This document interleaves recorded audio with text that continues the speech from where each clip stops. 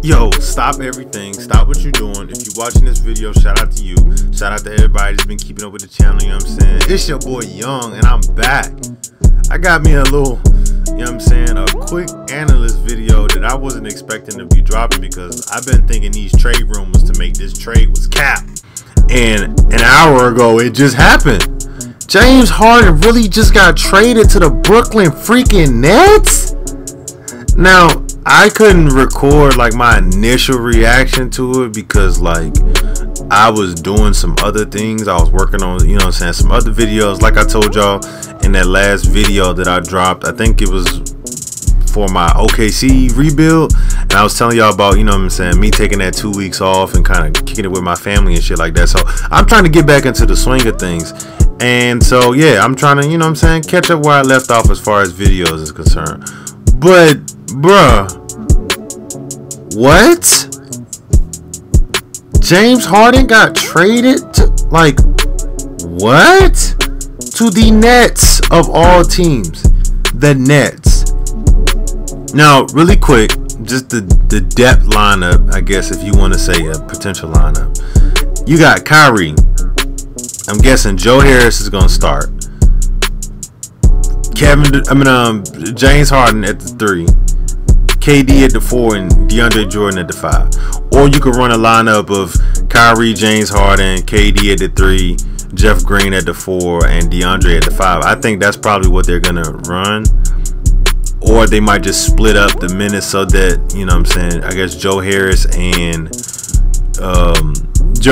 Jeff Green can kind of man that bench unit since they don't got Spencer no more. But like, first of all, the whole trade was just wild. It's a 4-team trade. Alright, so these were the teams. It was basically the Nets, the Pacers, the Rockets, and Cleveland. Now, I'm not going to go over the picks, but the Rockets got 8 picks and Victor Oladipo. Alright, the Cavs got a pick, and they got Jared Allen, which I'm probably going to talk about in a separate video. And then James Harden gets to go to the Nets. Now, just like I do with any of these trades or any of my analyst videos, I always give y'all the pros and I always give y'all the cons. So I'm going to just start at the pros. KD, Kyrie, James Harden. Those are 3 pros right there, bro. As far as offense is concerned and how they look on paper, like, that is an unguardable team.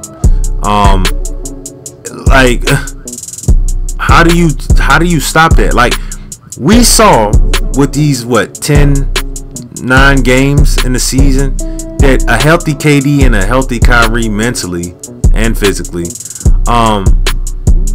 having those 2 entities on the team and on the floor at the same time, they're unguardable. They're unguardable. And you're adding a 3rd individual that's unguardable. KD, Kyrie, and James Harden are probably the 3 most unguardable people in the league, and you're putting all 3 of them on one team? Like, come on. Kyrie is a basketball wizard with the ball and can get to anywhere. He can finish among any big whatsoever. James Harden is so hard to stop because he's barreling at you with his big body, driving to the basket. He can draw fouls on anybody. He's a shot creator. And KD is 7 foot and he can play like both of them idiots put together. Like, what? That's crazy. That's crazy. As far as the Pacers is concerned, they got Karis LeVert, which I'm gonna make a separate video on as well.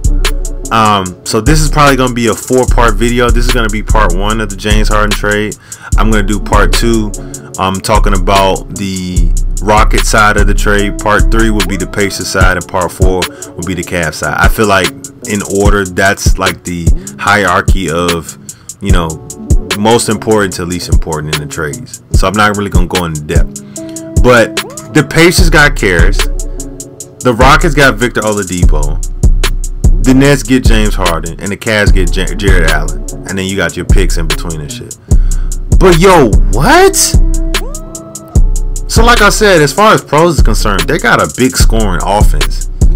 Like, you got some dogs. And my phone is still blowing up because, as you can see, people are sending me messages. You know what I'm saying? Like, what?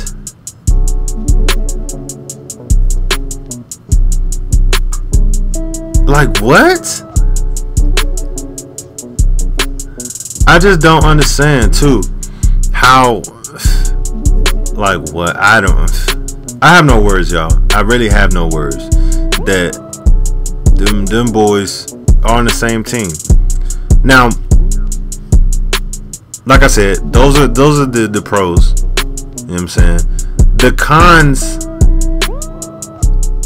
cons are this, right? Granted, Steve Nash and company, because I'm not going to say Steve Nash. I still feel like Steve Nash has a lot to prove as far as a coach is concerned. I feel like Steve Nash's play style is basically the identity of his respective coaches. It's not necessarily him. Because I don't see any difference from like other offenses that D'Antoni has run and, you know, stuff like that. So I'm not really going to go in depth on that. But as far as making it work with the pieces that you got, they've done that with KD and Kyrie. I just don't know how that's going to fare well with the rest of the team now that they got James Harden. Somebody got to play off the ball. Now, KD easily can play off the ball. I don't think that's going to be a big problem. Kyrie, I don't know. Kyrie can play off the ball. I've seen him play off the ball at times. James Harden gonna have to have the ball in his hand. Now, do you split the minutes? Do you, like, you know, run split offense where you put one in at one time, one in at another time? Like, run them all as a starting unit. Jesus, get my words out. What I'm thinking is like you run them all as a starting unit, right? And then once the bench comes in, like halfway through the first or entering the second, you go 4 bench pieces, one of the big 3. 4 bench pieces, one of the big 3. Depending on the league, you might throw 2 in there and some bench pieces. Now, as far as still going with the cons, as far as the cons is concerned, they did give up who I felt like was their best rim protector in Jared Allen. I don't believe in DeAndre Jordan. I feel like DeAndre Jordan is washed now. Oh my God, James Harden. But you never know. Now, I've been getting a lot of, like, I don't want to say reports like I'm some, you know, NBA analyst or stuff, but I've been reading a lot of reports about Nicholas Claxton. He's been their 3rd string center on the Nets. A lot of people say he looks like Lil Durk. You know what I'm saying? I can't see it, but, you know, whatever. I've been seeing a lot of reports when it comes to him that he's a dog. And so now, if he turns out to be really good as their backup center, then by all means, you know what I'm saying, they're not really losing anything. But if he's not that good, I don't necessarily see them doing anything for in the regular season. Now in the playoffs, say for instance they go 9 deep, they got a squad. I don't necessarily know what they're going to do as far as the backup point guard with Spencer being gone. I guess they play Bruce Brown, or they play Chioza if he's still there. You know, they find somebody. But I don't necessarily see a lot of defense now. And they lost Karras. I feel like them losing Karras is going to really hurt them simply because Spencer is gone. If Spencer wasn't gone and it was just Spencer in that bench unit, they'd be fine. I wouldn't even bat an eye at this whole situation. I'd be like, okay, cool, they fine. But now they don't have Spencer or Karras. So I feel like with them, it's going to be more pressure on the starters to win games simply because they have to come out strong. And then it's like the bench. Like the bench is going to have to hold the lead. And now I don't see any defense on this team for real. Outside of DeAndre Jordan, I don't really see any defense on this team. If you go top to bottom, Kyrie's not a good defender. James Harden is okay. He's an average defender. KD is working his way back to being a somewhat good defender. if you put Jeff Green at the 4, Jeff Green is not a perimeter defender, nor is he really a paint defender. You got DeAndre Jordan, who has never been a perimeter defender, and he's kind of suspect now that he's getting older as far as paint defense. You go to the bench, Joe Harris is not a perimeter defender. Larry Shamet is not a perimeter defender. Like, Chioza is too short to be a perimeter defender. Taurean Prince can be a perimeter defender. And then it's like Bruce Brown is straight at defense. I don't really see a lot of defense on this team. Now, granted, if they play good defense as a unit to, you know, make up for the holes that they have in defense, then they'll be fine. But they're really gonna have to like outscore people. They're gonna basically be the Mavericks of the East. They're gonna have to outscore people. Now that could work in the regular season, but when the games slow down, like, do you have enough defense to make stops? Now, granted, they could make a move at the trade deadline. I could see them turning Landry Shamet into somebody else because I feel like Joe Harris is a better shooter. So I could see them turning Landry into somebody else. Would I get rid of Jeff Green? Hell no. So I would say Landry would be the one that they move. But it's like they got to get some defense in order to make this a better team. That's their only thing. Get some defense and get a better playmaker. I don't see the Nuggets getting rid of Monte Morris, my fault, excuse me, who I feel like is the best backup point guard in the league. You know what I'm saying? But I don't know who they get. Now, if the Nets want to trade for Thomas Satoransky, I will gladly, as a Bulls fan, ship him to Brooklyn. You know what I'm saying? We might get a pick and maybe Landry Shamet out of it. I would gladly take that because we need some more shooting. But, you know, it's crazy. It's crazy. I don't know, man. The NBA, this is why I love the NBA for situations like this, is because there's always this giant ass trade. You know what I'm saying?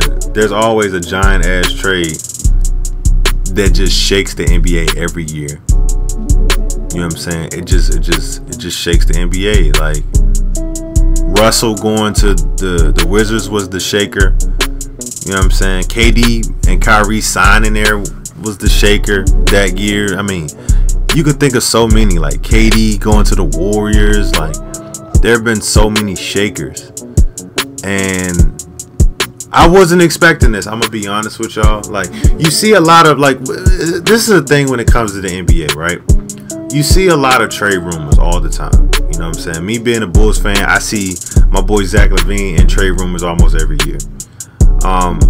But it's like, you see these trade rumors, you see all of this stuff being shipped around, and it's like, oh, this guy could go here, this guy could go here. And there's some trade rumors that seem, you know, like really good on both sides. There's some that seem like, why would that team make that? That's only beneficial for one side. And then you got trades that it's too good to be true. And when I initially heard that James Harden was going to get traded, I was like, all right, cool. You know, in my head, I was thinking more of like the Philly move would probably been good for him, as far as like spacing is concerned, and just him playing with a big that could just do everything. I thought that would probably be the best. Now, this is before the John Wall trade.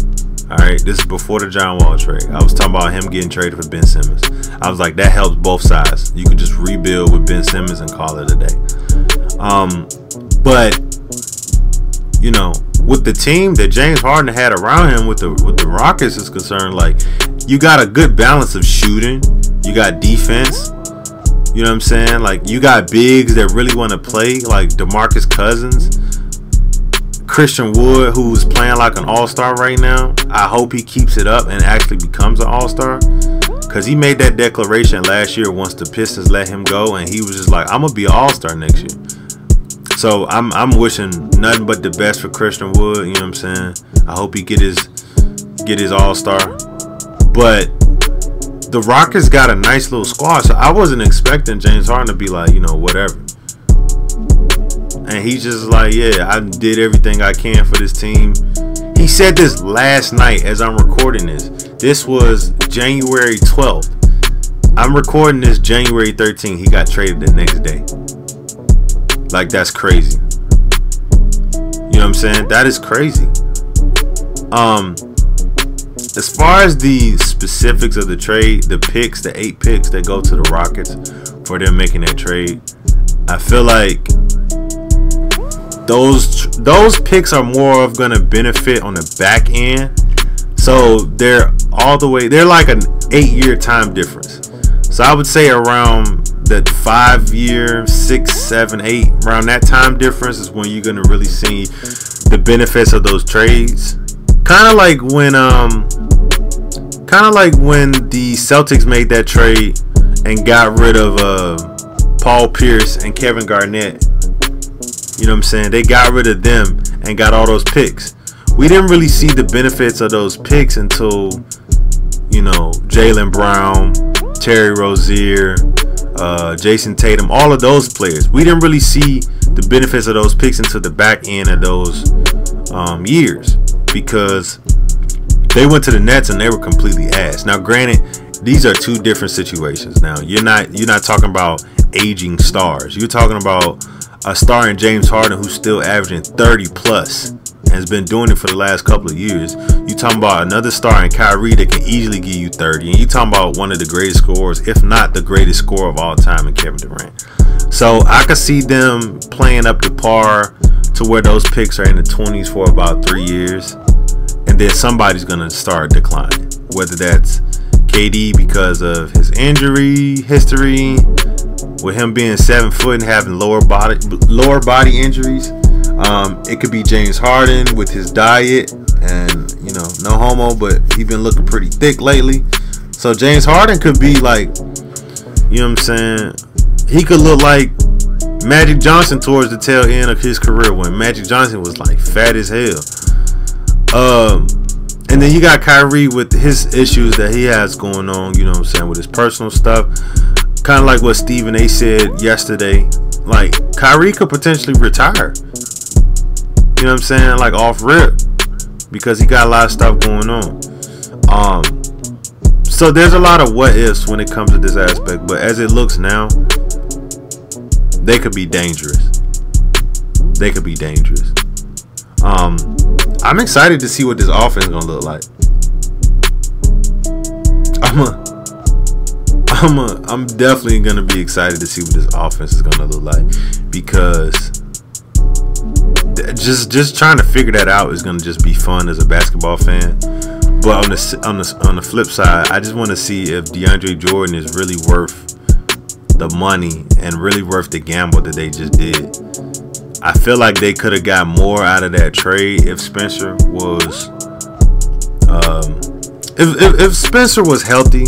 I feel like they could have got more out of that trade. You know what I'm saying? Big ups to Spencer. I hope he gets well soon. But that's another aspect of the trade that nobody's really talking about, is Spencer's health. Because, say for instance, because Spencer's going to be on their contracts for the next 2 years, I think. And if I'm wrong, I'll go check. You know what I'm saying? Y'all correct me in the comments. But I think Spencer is on their contracts for the next 2 years, if not the next year. If Spencer come back next year and he's 75% of what he was doing when he was healthy, they'll be fine. They'll be fine. Because nobody's going to outscore them in the East. Nobody can check them in the East. Like, you just can kind of run it. I think the only team that would probably give them issues is the Sixers, because now they're starting to put everything together defensively and offensively. Maybe the Bucks, depending on how well they play with the addition of Drew Holiday and other pieces. The Heat, I don't really know. I don't really know. Maybe they can do it in like for 1 year, like say for instance this year, because this is the figuring out year. But like say for instance they play 1 year and then they figure it out next year. I don't see the Heat competing with them. the Heat would have to get another piece. Other than that, I don't really see a team. I don't see a team that can stand next to this team in the East. Now, as far as the West is concerned, I think the Lakers still have a chance at repeating. I think when it comes to these two teams, when it comes to the Lakers and the Nets, it just depends on the benches. How well the benches play. As of right now, the Lakers bench is horrible. So they're going to have to figure something out. So I don't know. And then it's always a toss-up when it comes to the West. Like, I don't necessarily know who else outside the Lakers. The Clippers might put it together, but they're a certified choke artists. Like, the Clippers will play well in the regular season, and then they'll lay an egg in the playoffs. The Nuggets have been weirdly playing rough. I think them letting Jerry and Grant go was a really bad move, and they're starting to hurt from that. They don't have the switchability that they used to, and they can't protect Jokic as much as they used to, as far as like putting him in pick and roll action. I don't necessarily know any other teams in the West that could potentially match up with them, and I think that's what makes them such like big contenders, is because nobody can really match up with them. You really have to come together as a team to play defense to beat this team. So, you know, I'm hoping for the best for all these teams involved in the trade. I never hope for the worst. You know what I'm saying? But I just don't know. I just don't know. I'm gonna end it here. But if you like this video, like, share, subscribe, turn on the post notifications. Like I said, I'm trying to get back into the swing of things as far as me dropping videos. I apologize for the 2 weeks that I took off, but like I said in the past video, going from Christmas to New Year's is a big time with my family, because like I said, you know, Christmas is Christmas. I'm gonna spend that with my family. The 1st is, you know, the beginning of the new year, and it's my mom's birthday, and then the 5th is my birthday. So I just really took that whole time span to kind of just kick it with my family, kind of enjoy my family, because with the virus, like, everything has been crazy. A lot of people have lost loved ones. A lot of people have, you know, lost friends, co-workers to this deadly virus, and I just wanted to take the time to, you know, just spend time with my family, because you can't get that time back. And that's the whole reason why I just took those 2 weeks off. I appreciate everybody that's been sticking with me from jump. And yeah, we're gonna get back into it as far as the whole schedule. Make sure y'all go like, share, subscribe, and turn on the post notifications so you know when the next video drop. And yeah, man, I'm gonna holler at y'all later, man. Peace and love. Ladies!